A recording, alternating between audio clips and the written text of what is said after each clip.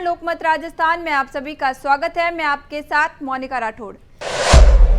दंगाइयों को सीएम योगी की सख्त चेतावनी, कहा लातों के भूत अब बातों से नहीं मानेंगे। विकास में बाधा डालने वालों का विनाश तय है। बरेली में हुए बवाल पर एक बार फिर सीएम योगी दंगाइयों को चेतावनी देते हुए दिखाई दिए।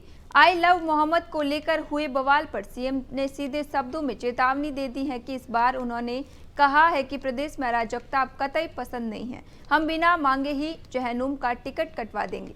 दरअसल आज सीएम बलरामपुर में पहुंचे थे। यहां उन्होंने कई विकास योजनाओं का लोकार्पण और शिलान्यास किया। इसी दौरान उन्होंने अपने संबोधन में बरेली हिंसा का जिक्र किया।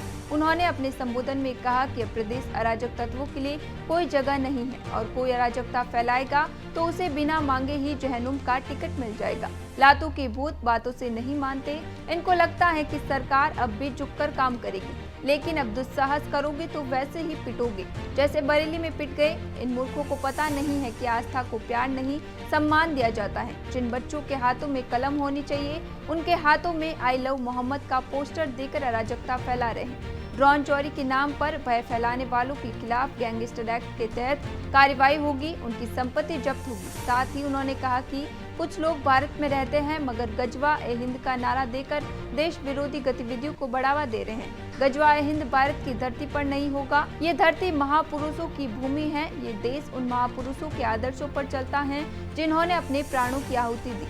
छद्म रूप में भी जो लोग ऐसी गतिविधियों में लिप्त हैं वे कान खोलकर सुन ले। देर सवेर उनका भी छांगुर जैसे हाल होगा।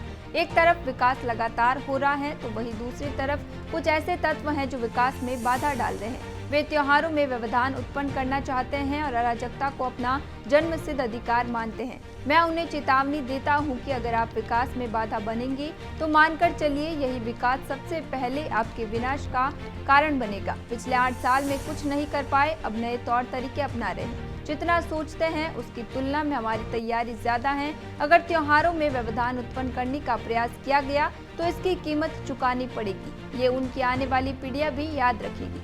ऐसे ही तमाम खबरों के लिए बने रहिए लोकमत राजस्थान के साथ।